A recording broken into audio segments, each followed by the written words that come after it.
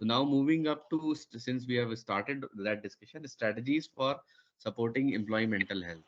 तो strategies में जैसे अभी आपने बताया कि हम लोग as an organization we can define some policy and process in consultation with experts, और उस पॉलिसी एंड प्रोसेस में हम लोग एक रेगुलर इंटरवेंशन डिजाइन कर सकते हैं जहां पर एक स्ट्रक्चर्ड वे में केसेस आइडेंटिफिकेशन एंड रिपोर्टिंग का मैकेनिज्म अवेलेबल हो, नंबर वन जो अभी आपने बताया। नंबर टू आपने बताया कि not only reporting in A structured way but education and awareness for managers is also very very important.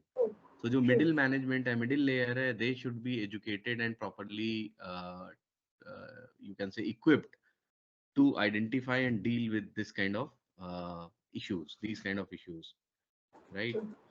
इसमें वन मोर जी thing I would like to add कि जो जी रिपोर्टिंग ऑफिसर्स होते हैं जिनकी हम लोग बात कर रहे हैं कि वो कैसे आइडेंटिफाई करेंगे, उसमें सिस्टम और ट्रेनिंग के साथ साथ उनका अपना भी एक इवैल्यूएशन होना चाहिए, क्योंकि कई बार होता है कि हो सकता है they are like falsely looking the behaviour in in the employ जो कि उनके अंडर काम कर रहा है।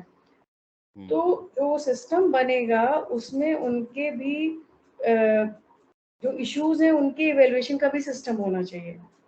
और एग्रीड एग्रीड एग्रीड मतलब that is entirely different thing, it appears to be little mixed up but it is entirely different thing, क्योंकि उनके इश्यूज कुछ और हो सकते हैं उनके उनके एडजस्ट उनके एम्प्लॉय के साथ भी, और क्योंकि वो बीच में उनके ऊपर भी लोग हैं और उनके नीचे भी लोग हैं, राइट? तो नहीं नहीं, उनके बट बीच इन में इन ऑर्गेनाइजेशन हायरार्की एस जनरली क्या होगा कि लाइन मैनेजर के भी मैनेजर्स होंगे and it will right roll up to CEOs level.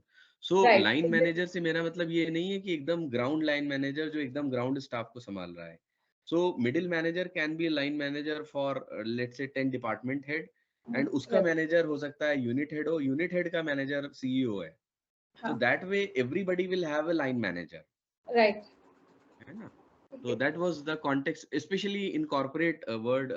That is how teams are structured. No no but it is there in almost any organizational Hmm. Structure जो हम लोग कहते हैं उसमें तो होता तो यही है। हाँ, वही agreed agreed agreed in any organization, corporate से मेरा मतलब वही था। Right right right right. इसमें मैं दो तीन चीजें और बोलना चाहूंगा which is based on our prior discussions. So one is as part of strategy, since we are talking about strategy कि कैसे सपोर्ट करें एम्प्लॉय मेंटल हेल्थ को। तो फर्स्ट ऑफ ऑल एम्प्लॉय के लिए मेंटल हेल्थ को एड्रेस करने के लिए some sort of employ assistance program should be available, जो जिसको डिजाइन करना, जैसा अभी आपने डॉक्टर मालिनी बताया था कि that has to be designed in consultation with the experts, क्योंकि हर ऑर्गेनाइजेशन की नीड अलग होंगी तो उनके लिए प्रोग्राम्स अलग अलग हो सकते हैं, depending upon the nature of the job, depending upon the type of industry, depending upon the content of the work, etc etc. So employee assistance program will vary, so that is number one, that could be one of the strategy. Second is as part of a strategy, if we are talking about a strategy, तो board room में या board level पे एक budget allocation जब होता है, plan होता है, तो मेंटल वेलबींग प्रोग्राम के लिए भी बजट एलोकेट होना चाहिए। जैसे फॉर एग्जांपल जितने भी कंपनीज हैं दे हैव वो बजट एलोकेट करते हैं इंश्योरेंस के लिए, फॉर एग्जांपल हेल्थ इंश्योरेंस के लिए, और तमाम और भी चीजों के लिए बजट एलोकेट होता है जहां भी एम्प्लॉय वेलफेयर की बात होती है अपार्ट फ्रॉम सैलरी। बट ये भी हम उनको इंक्लूड करना चाहिए। So this is another point जो स्ट्रेटजी का पार्ट हो सकता है। और बाकी जो दो चीजें आपने बताई, जैसे आपने बताया कि promoting work life balance and flexible work arrangements, तो कहीं ना कहीं आप लोगों का अगर आप देखो तो आपका ओपिनियन भी ये मैं जानना चाहता हूँ कि work life balance and flexible work arrangements ये थोड़ा ट्रिकी टॉपिक है। तो इसमें आप लोग का क्या इनपुट है, आप लोग के क्या व्यूज हैं कि वर्क लाइफ बैलेंस को प्रमोट करने के लिए और फ्लेक्सिबिलिटी इन वर्क अरेंजमेंट्स में देने के लिए, बिकॉज ऑर्गेनाइजेशन की थिंकिंग अलग होती है, एचआर की अलग होती है, इमीडिएट मैनेजर की अलग होती है, but at the end of the day it impact employ. So how can we make sure कि वर्क लाइफ बैलेंस को हम प्रमोट करें without impacting the outcome or the delivery? And how can we work on flexible work arrangement? You know Thoughts? या actually इसमें बहुत ज़्यादा कुछ करने की ज़रूरत है नहीं, इसमें सिंपल है। हम लोगों को ना अपना every year when we start the program, मतलब एक इवैल्यूएशन होता है, फिर एक नया टारगेट आता है, या 6 महीने में जो भी हमारा एक पीरियड है, या जो भी हमारा एक रिपोर्टिंग एंड ईयर का टाइम है, उसके बाद जब हम नए पे लाते हैं तो जो उस पर्टिकुलर ईयर का जो हमारा टारगेट है या उस पर्टिकुलर पीरियड का जो टारगेट है, उसको सेगमेंटिक बांटे और टाइम लाइन के साथ, जो कि हम लोग कर रहे होते हैं। बट होता क्या है कि उसको करने में हम उसको डे टू डे में फॉलो नहीं करते हैं। एक मतलब सपोज हमें 100 का कोई आंकड़ा का अचीव करना है, हमें 100 पेशेंट देखने, I can talk in my reference, तो 100 पेशेंट अगर हमें एक महीने में हमें देखने हैं, तो उस 100 में अगर हमको हर दिन ये प्रेशर है, ये कहा जाए कि नहीं आपने आज 9 पेशेंट नहीं देखे या 10 पेशेंट नहीं देखे या 5 पेशेंट नहीं देखे, हो सकता है किसी दिन हमने 2 देखे, किसी दिन 5 देखे, एट माई ईज, लेकिन हम लास्ट में आपको पूरा 100 करके दे रहे हैं क्या? तो what I am trying to say is कि हमारे पास एक डिफाइंड पीरियोडिक टाइमलाइन हो, और उस टाइमलाइन के एंड पे हम हर समय इवेलुएट करें, ना कि लास्ट में करें। और बीच में भी हम उसे एम्प्लॉय को डिस्टर्ब ना करें, क्योंकि हम बता रहे हैं आपको, बहुत से लोग आते हैं हमारे पास जब थेरेपेटिक सेशन में, ऑपरेट एम्प्लॉयज भी होते हैं, तो उनका कहना होता है कि उनके जो बॉस हैं वो उनको हर चीज में हर समय पूछते रहते हैं कि भाई आज कितना हो गया, माइक्रो कितना। मैनेजमेंट। हाँ, और उसके साथ साथ कई बार ऐसा होता है कि जो नए लोग ज्वाइन कर रहे होते हैं, उनको जो सीनियर्स होते हैं, सीनियर जो उनके होते हैं, वो हर समय उनको पूरा का पूरा काम खुद करने लग जाते हैं या बताने लग जाते हैं, instead of giving them the time to math. उसमें भी प्रॉब्लम हो जाती है, काम डिले होता है। तो हम दो चीजें ध्यान रखनी है, पीरियोडिक टाइम, जो आपका पूरा टारगेट है उसको, जैसे स्कूल में बच्चों को टारगेट किया जाता है कि इसके बाद ये उस तरीके से टाइम टेबल होना चाहिए, और उस पीरियड के पहले कुछ नहीं बोलना चाहिए, लेकिन 10 में से जैसे ही एक चीज कंप्लीट हुई, एक यूनिट कंप्लीट हुआ, आपको उस समय उससे बात करनी चाहिए, और उसको कंप्लीटली असिस्ट नहीं करना चाहिए, इवन बीइंग ए सीनियर। जब आप नंबर 1 यूनिट उसकी तरफ से कंप्लीट हो गया उस टाइम में, उस समय उसको आप गाइड कर सकते हैं, like that.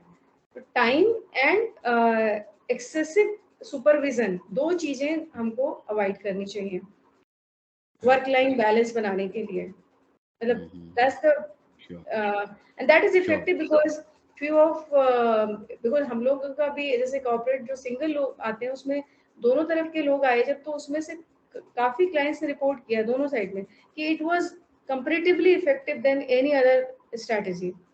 So Correct. maybe try. Okay, understood.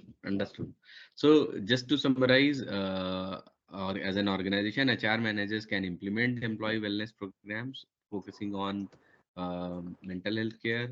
They can create and carve out and demand for the budget for these programs, then promoting work-life balance and flexible work arrangements.